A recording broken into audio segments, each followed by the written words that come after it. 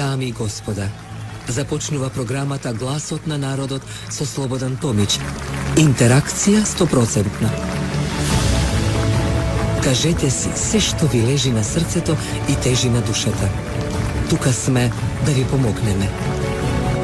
Ексклузивни теми, соговорници кои нема да одбегнат со одговори на вашите прашања, коментари или критики. Постоиме за вас. Гласот на народот е клучот на демократијата. Гласот на народот со Слободан Томич во живо. Добро вечер, почитувани, добродојдовте во Гласот на народот, неделна доза.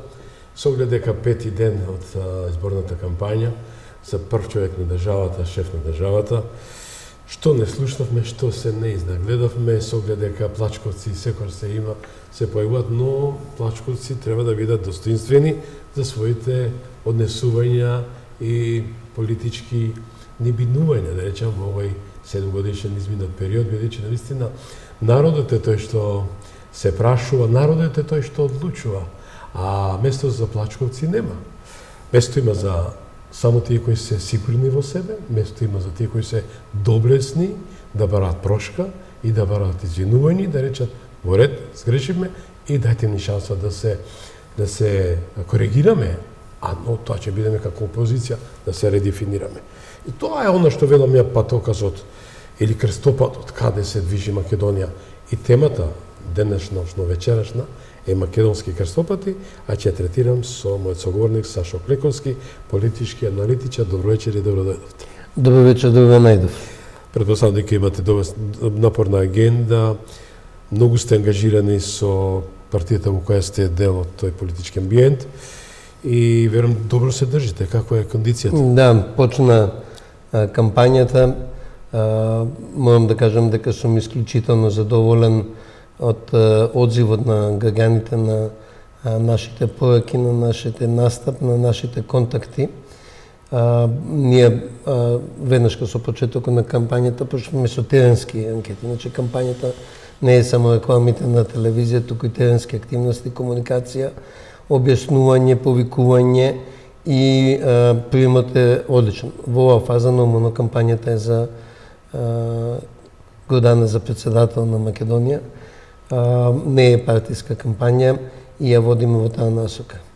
Како и да е, почитувани, сакам да најдам на разбирање од ваша страна, со оглед дека не милувам да го зборам, 25 години го возам, го терам овој проект Гласот на народот и стана кованица и среќен сум што влезе во сите можни вилги во менталниот чип на македонскиот народ по државјанство и породи државјанство. Но Социјалдемократскиот советска политичка партија, кој секогаш велам дека има вредни луѓе, честни луѓе, но се изфрлени, не се во фокусот на случувањата, бидејќи има себични луѓе, а кои не им дозволуваат на тие што знаат да дојдат. Еве јас по кој пат ќе речам, повелете дојдете. Дојдете, соучествите, да речам, да се соочите со народот и волјата на народот и граѓаните, разговарајте. Значи ја не можам со сила никого да натерам. Повелете, дојдете, портите на вистинската телевизија ви се отворени и Гласот на народот и магазинот вечерва со Слободан Томич. Господин Клековски, не милувам вака да зборам, со оглед дека имаме една некултура во политичкиот амбиент, една некоректност према неговото височество граѓанинот, гласачот.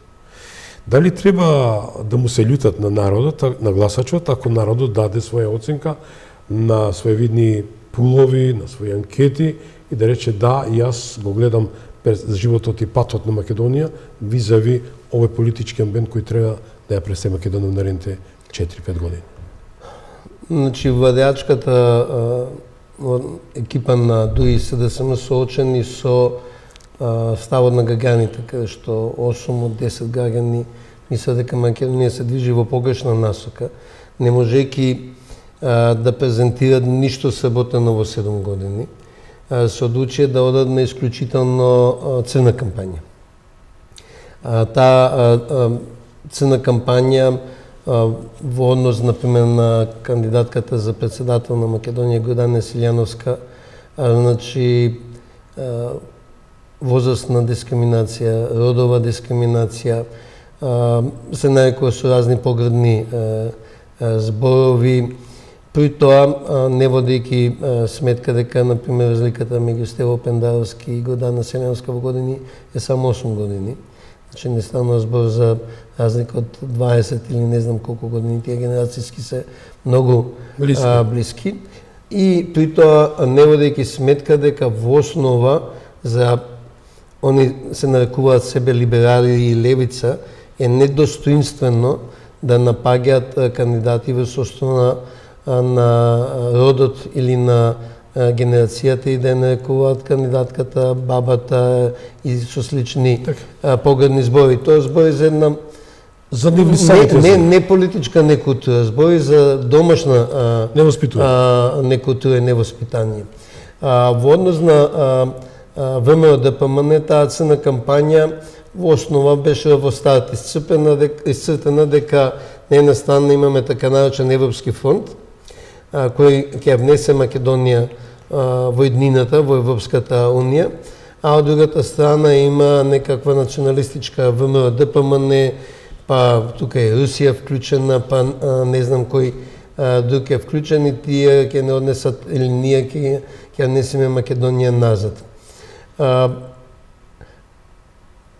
Оно што го покажува власта веќе со години назад дека нив Европската унија има полна уста на зборови, а на дела во основа се најантиевропската опција во Македонија. Значи нема по антиевропска опција отколку СДСМ и ДОИ. И во однос на конекциите со Русија.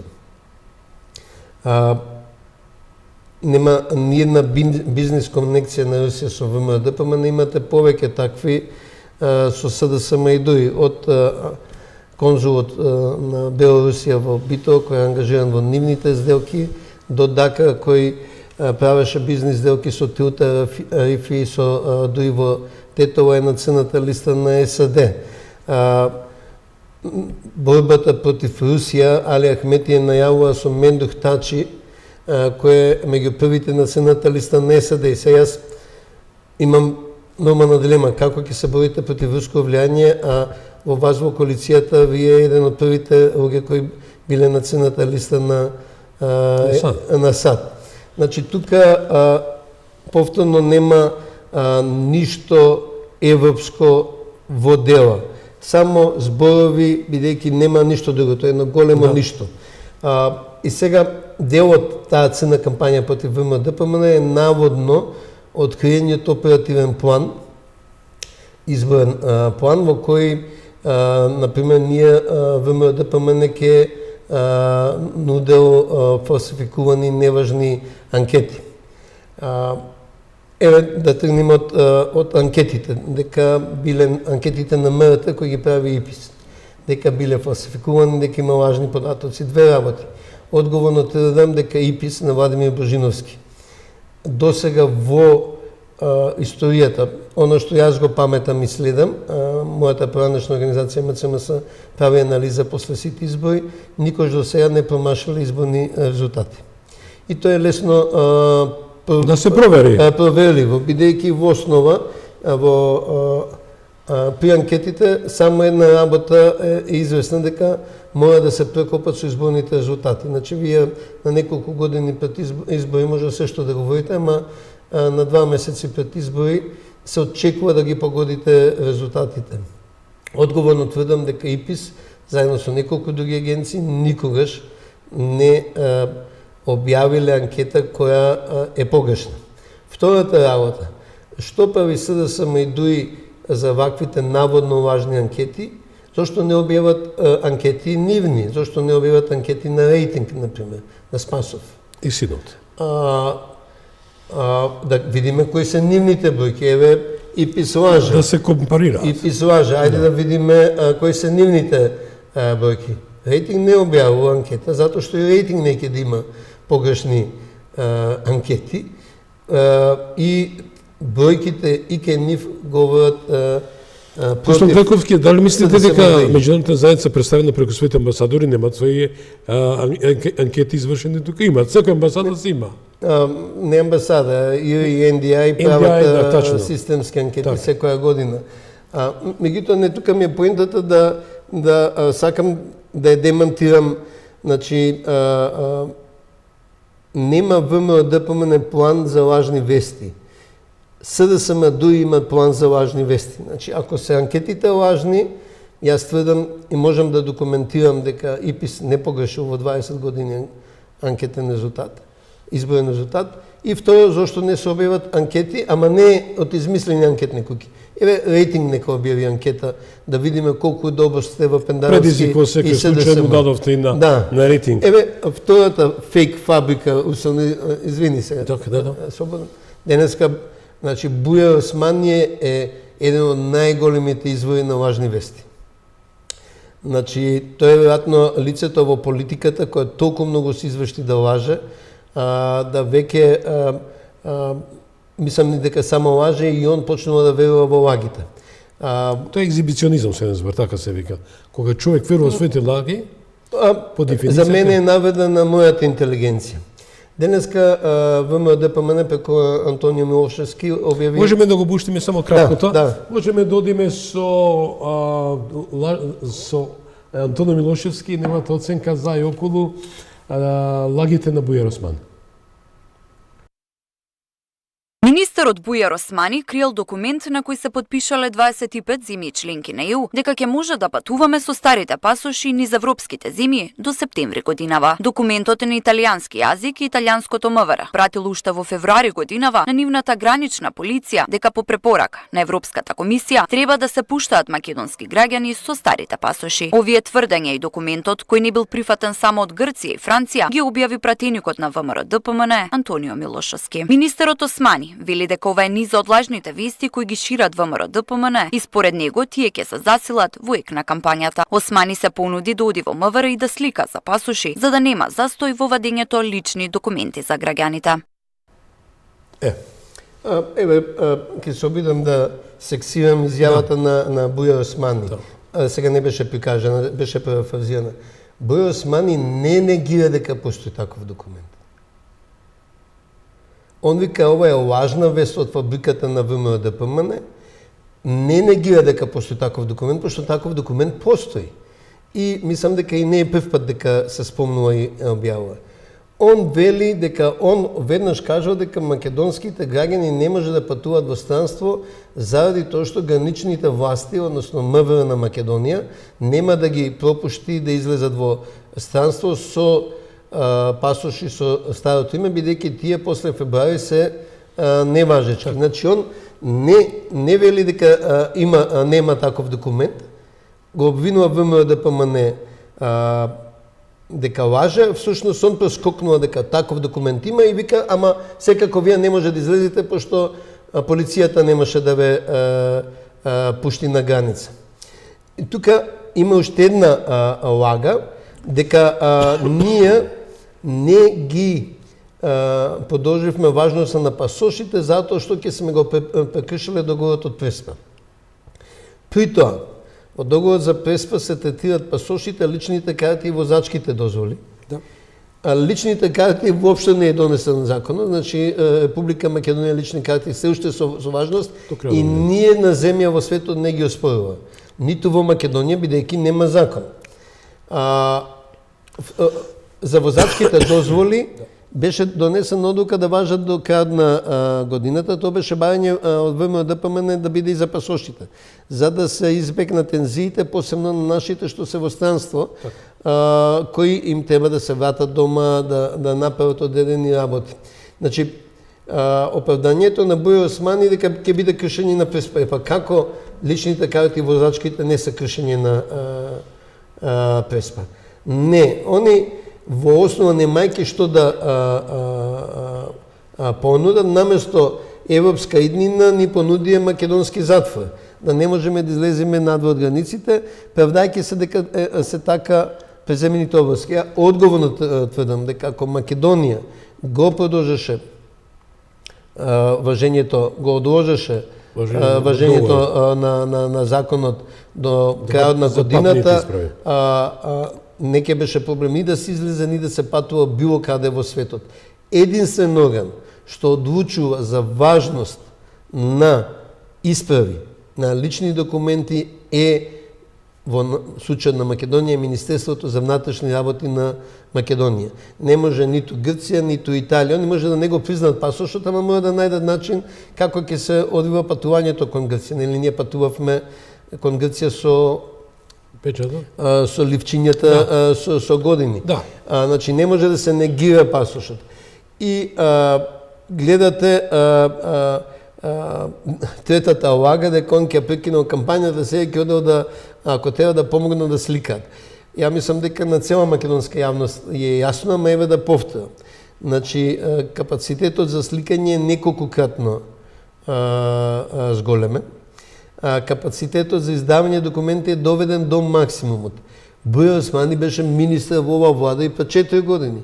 Ако Бујар Османи толку се грижеше за граѓаните, што не го ангажира неговото министерство да помогнат тогаш на време да бидат издадени пасошите.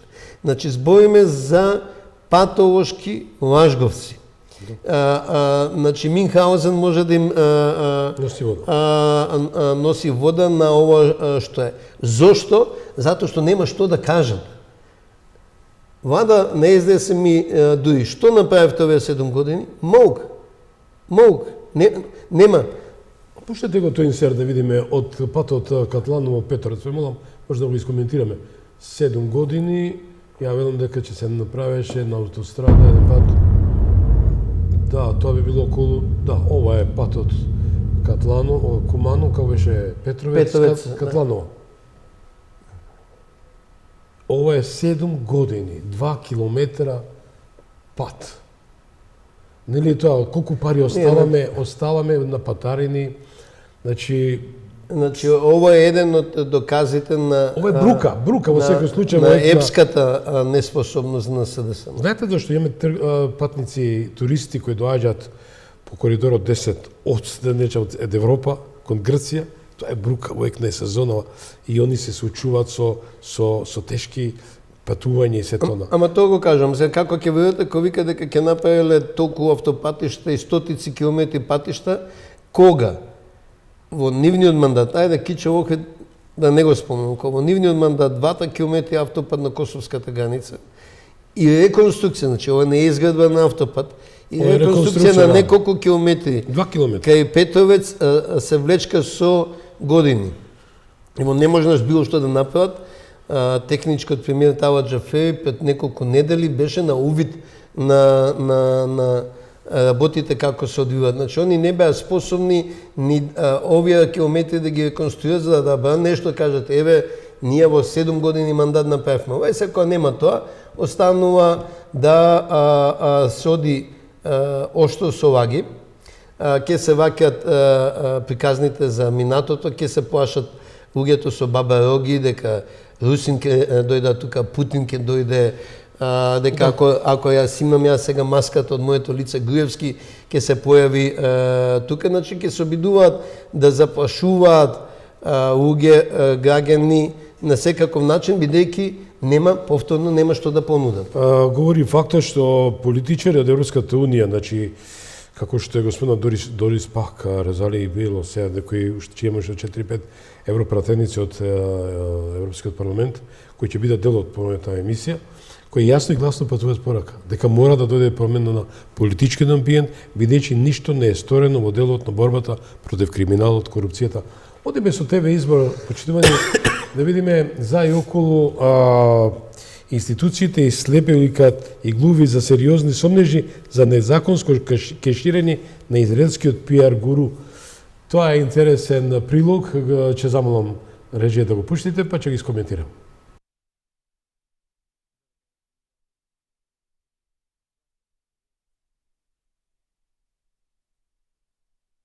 Која важи за една од омилените на СДСМ. Само во првите 2 месеци годинава, од тендерите на РЕК Битола испумпала повеќе од 50 милиони евра. Годинава најголемиот тендер во РЕК, тежок 46 милиони евра, е доделен на компанијата под раководство на почесниот белоруски конзул Борче Марковски, иако на јавниот повик, поред опозицијската ВМРО ДПМН. Нивната понуда била за 30% поскапа од останатите.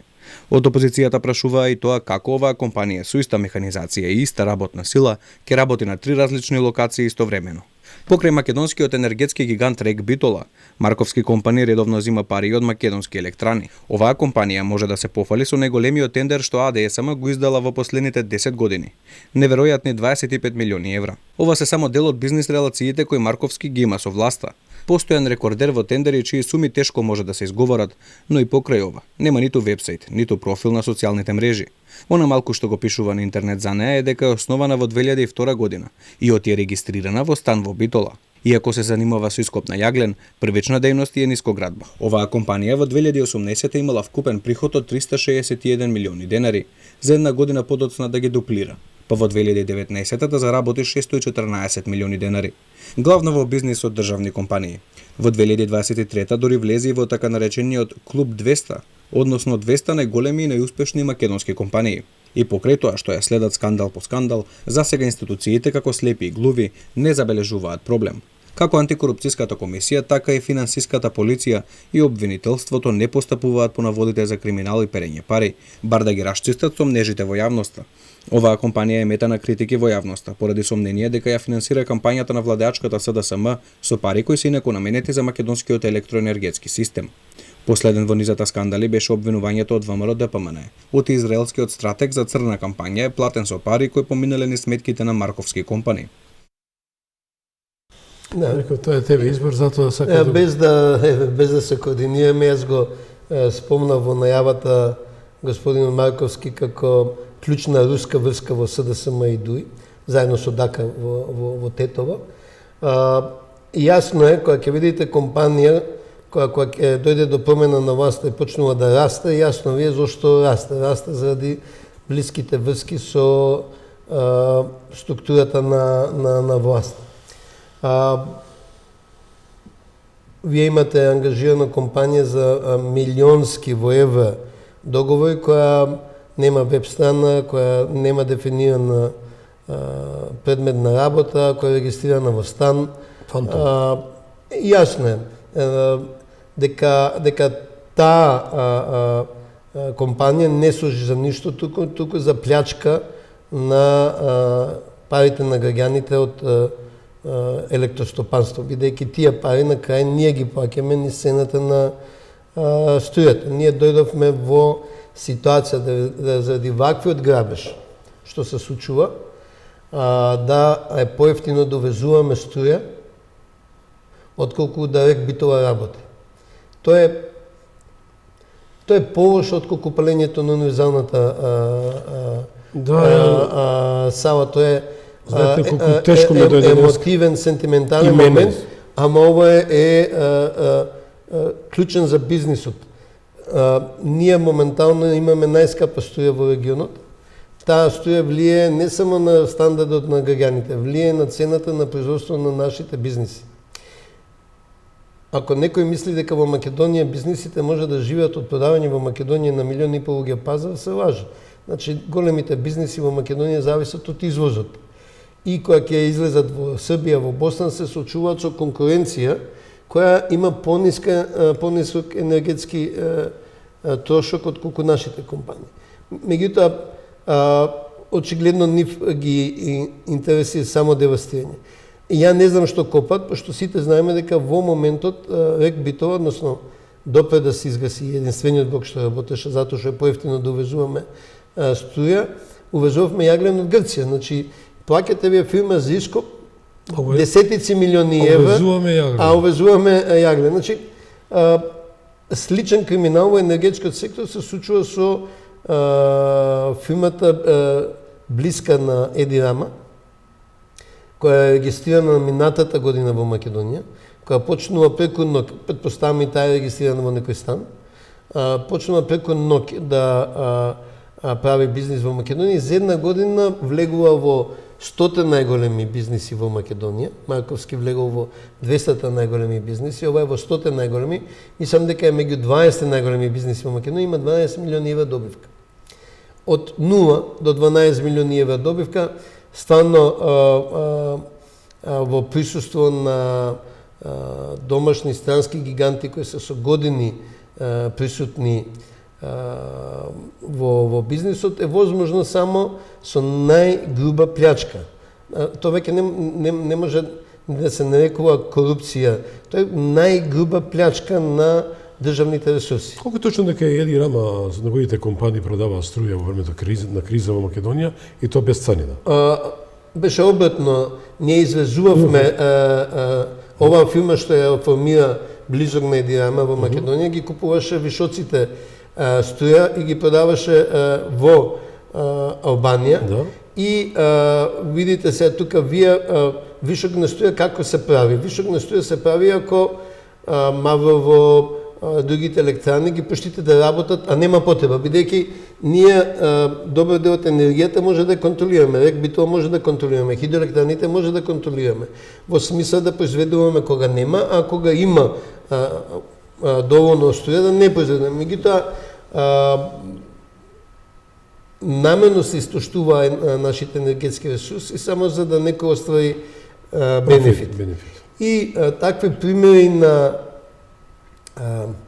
невиден грабеж, на невидна плячка, ја мислам дека во турско време пашите и беговите така не го плячкале овој народ. Дали тоа даде право на холандскиот амбасадор не по свое барање, сепак тоа е од Кралството Холандија. Тој е само еден извршител на Кралството Холандија кој треба да ја спроведе политиката да упати порака. Не се обратил во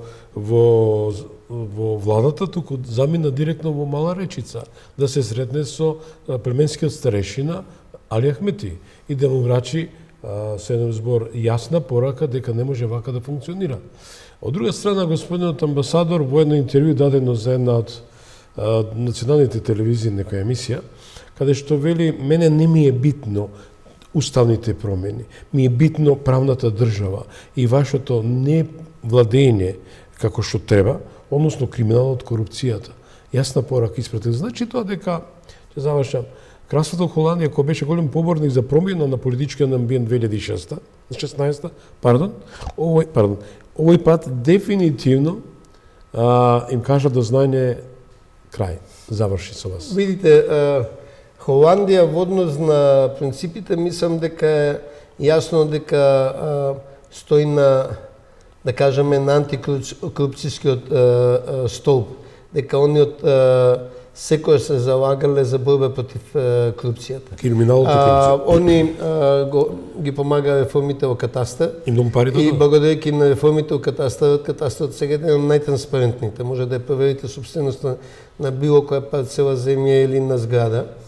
Помагаа во судството и има доволно храброст после скандалите во судскиот совет да ги прекинат своите подршки во и проектот $1,000,000 во судството. Парите се помалку важни. Важно е пораката дека работите не се одвиваат како што треба, како што може би пред 10 години исто така опатија порака дека работите не се одвиваат како што треба. Предпоставам на холандскиот амбасадор му падна задачата да ги каже дел од овие работи, бидејќи Холандија е позната по директен разговор. Од друга страна да кажам за вашите и нашите гледачи, дека Холандија, ние сме во базата на Холандија во Светска банка и дека од почетокот, збориме од независноста, Холандија не водеше низ меѓународните финансиски институции, помагаше да добиеме соодветен пристап и соодветна подршка низ целиот тој процес. Значи, не збориме за една злонамерна критика од страна на Холандија, туку за реалноста. Јас на повеќе емисии кажам, мене ме грижи ако на нашиот пат за Европска унија добиеме вето или тивко вето од Бугарија. Мене не ме грижи ако добиеме вето од Холандија, пошто знам зашто ќе биде ветото од Холандија. Ќе биде за криминал и корупција. И нас Европска унија не ни треба за да влеземе таму несменети, криминални, корумпирани. Нели, нас Европска унија ни треба како чистилиште да стигнеме таму исчистени од криминалот и од корупцијата. Од балансот од сите криминални дејанија. Освен тоа, да бидам искрен, денеска читам дека поранешен полковник кој пишува за господин Мицковски како се справа со како опозицијска партија во борбата против криминалот и корупцијата, давајќи му максимална поддршка, тоа е некој американски медиум, кој наистина за прв пат беше интересно, што не слушнав за господинот Пендаровски, за господинот Али Ахмети, веќе пораките допираат. И конечно, Американската амбасадорка повеќе пати кога стигна од авион, претпоставам директно во некој од студијата, и спомна дека ние имаме безпрекорна, безкомпромисна борба против криминалот, бидејќи има епидемија од криминал во Македонија. Значи ли црната листа, како што е најавена, ќе влезе наскоро во финале? Видите, мене искрено да ви кажам, црната листа и не ми е толку важна. Важно ми е ние дома да се справиме со работите како што треба. Црната листа е одраз дека ние дома не се правиме работите, не ги си вршиме работите. Една од важните кампањи што ја води СДСМ, еве и градоначалниците на ВМРО-ДПМН краделе. Бев со Андрей Петров во емисија, викам, и што е доказот? Па се купувал некоја опрема и таа опрема на едни фактури е една цена, на други фактури... За тие машини што беа? Да, 3 пати повисока. И викам, и што докажа тоа? Јас сега можам да ви доведам ист автомобил и да има разлика од 30.000 евра во истиот автомобил. Нели, да има основна варијанта и да има... Поентата ми е, СДСМ е власт во оваа земја. По предлог на СДСМ со мнозинство од СДСМ се избира јавниот обвинител. Сите знаеме дека јавниот обвинител е во джебот на СДСМ.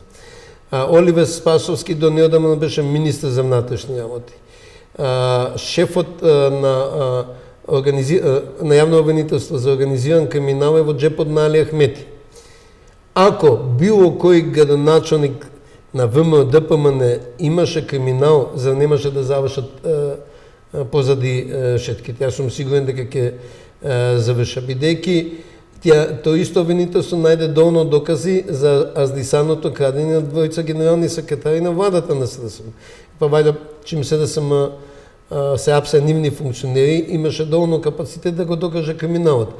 Нема апсење, нема обвинење, затоа што нема криминал. Има само постојано мантрање да се сведе ситуацијата да во најмалка сите се исти, или во потешка да се подсекат граѓаните на некоја минато, да се вадат бабароги од минатото, кои ќе однеле во изолација и така натаму.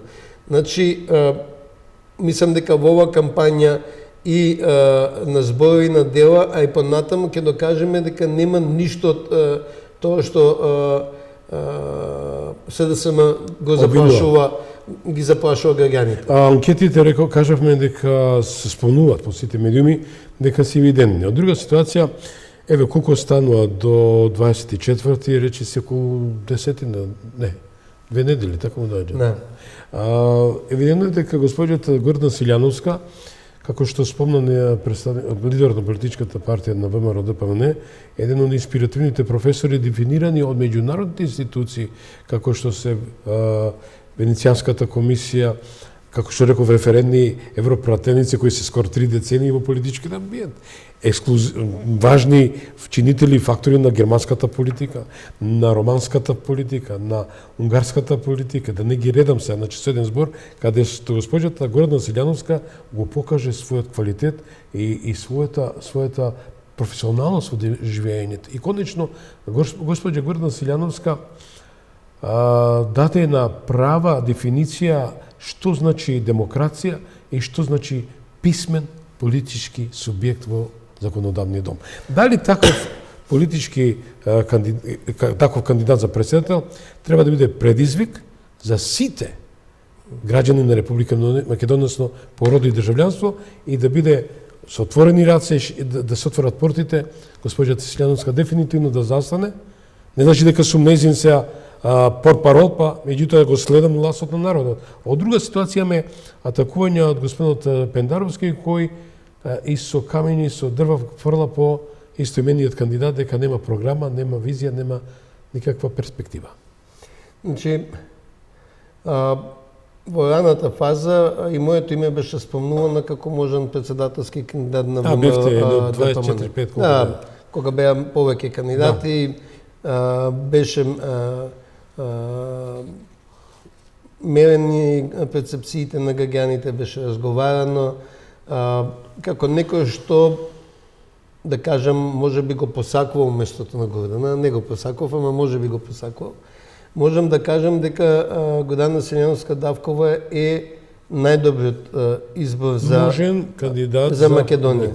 Значи, прво има повеќе интегритет од било кој друг кандидат. Ова одговорно го тврдам. Значи, Гордана Силјановска-Давкова мисли и ќе мисли со свој ум, а не по партиска директива. И сега некој може би во тврдокорните ВМРО ДПМН, ама ние сакаме наш председател. Не, ние сакаме добар председател.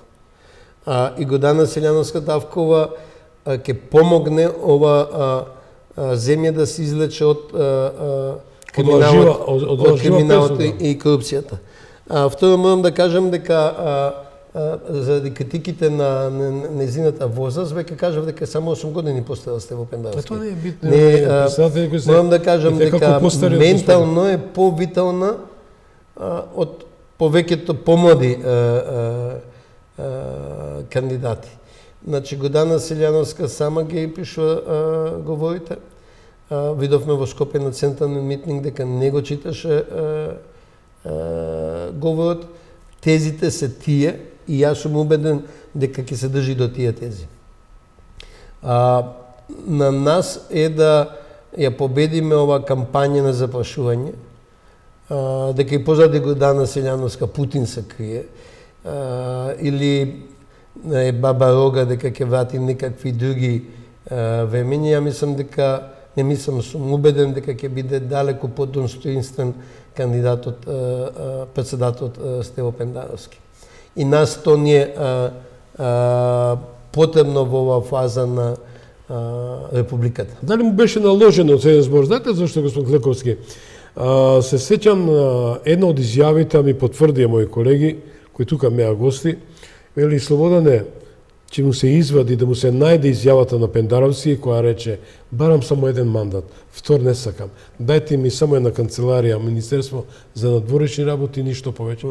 И тоа беше, ако е човекот збор, и че го одржи тој збор, и ја да мислам дека е нешто наложено ми или под присила тоа да го стори. Видите, ние сме сите возрастни луѓе и нас никој ништо не може да ни наложи, ако сте човек или фотелјата е сласта или власта.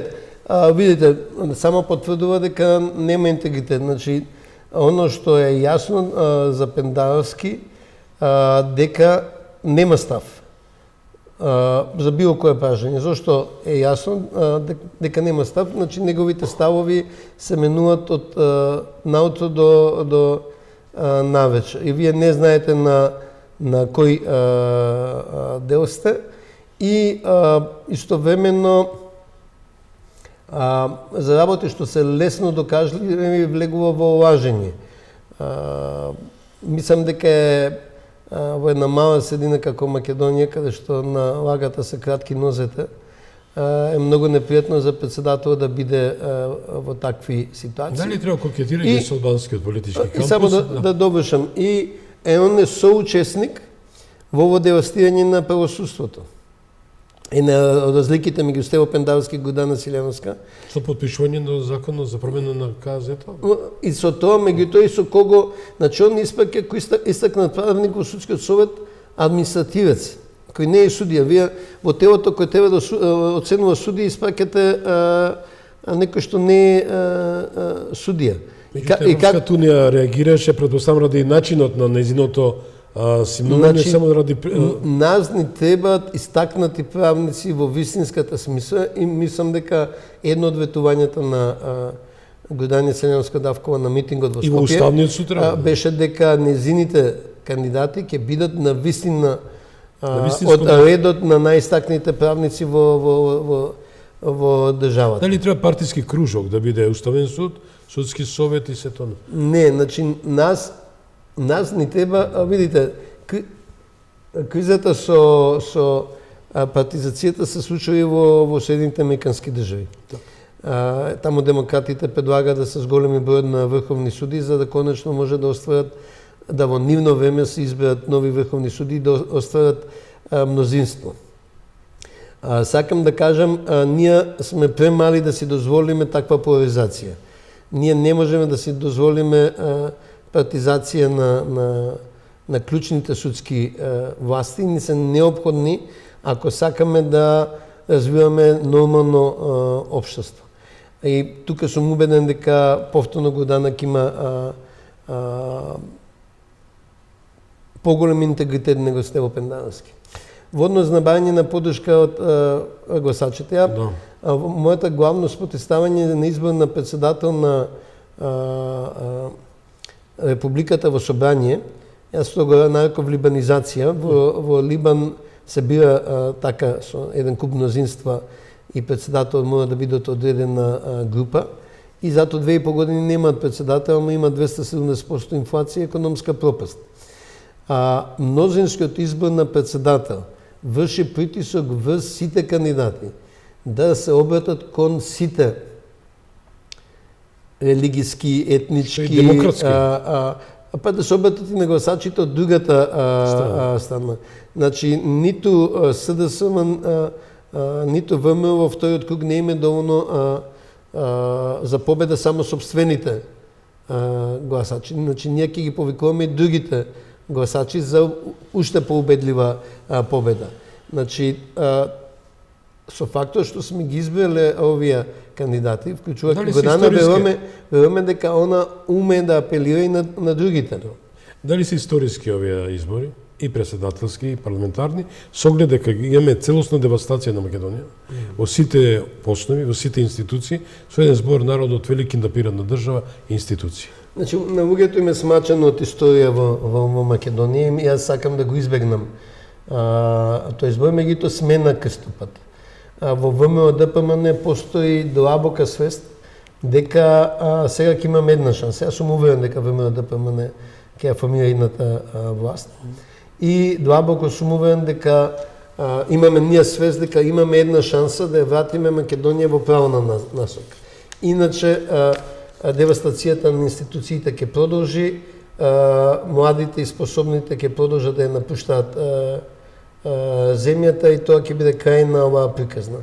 Затоа сме подготвени да преземеме одговорност веќе на 8 мај и на председателско ниво и на ниво на извршена власт во владата. Господин Клековски, ви благодарам многу што бевте соговорник во Гласот на народот. Благодарам за поканата. Со оглед дека да беше чест и задоволство, реков дека ќе го испочитам мојот збор, дека будењето ќе биде како еден завршен збор, а и наравучение за сите нас. Што не очекува и како треба се однесуваме визави сите овие изминати 33 години, бидејќи сме дојдени во ова големо невреме и една неповна ситуација. Одиме со будење, бидете ми живи и здрави. Ве очекувам во петок во магазинот со ексклузивни соговорници кои вечерашниот. Пријатна вечер.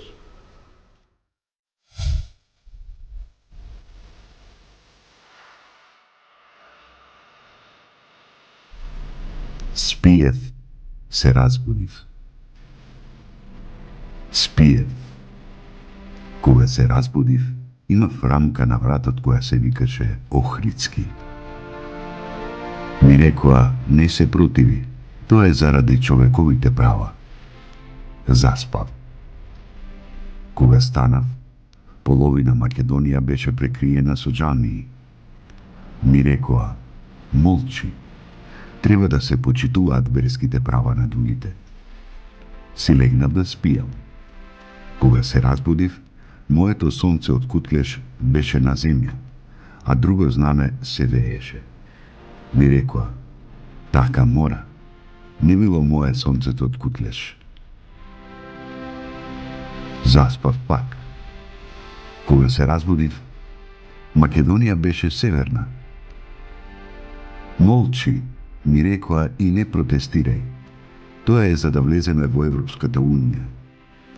Легнав да спијам. Кога се разбудив, не бевме македонци, туку станавме коса црта, а бугарите битка бие за мојот македонски јазик. Ми рекоа, продолжи да спиеш. Има кој да ги бие тие битки. Спи спокојно. Идентитетот и јазикот се бетон. Кога се разбудив, од мојата македонска историја ми беа останале само кориците, а од јазикот само буквата Дз. Молчи и не се буни.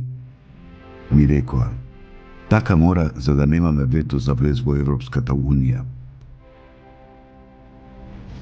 Спиев, мислејќи дека сега веќе во Европската Унија ќе се разбудам. Кога се разбудив, моите деца беа веќе далеку. Не тагувај, тоа е за подобра иднина. Ми рекоа, продолжи да спиеш и не се грижи. Пак заспав. Кога се разбудив, немав веќе достоинство. Сите со презир ме гледаа, а Македонија гореше. Ништо не беше како што сонував додека спиев. Се исчезна од мојот живот. Останав со отворени очи. Ми идеше да врескам. Сон веќе не ме фати. Никој повеќе ништо не ми рече. А јас си ја загубив татковината по втор пат. Ништо повеќе не можев да вратам. Оти битките мои ги преспав. Се завртев околу себе. Сите спија.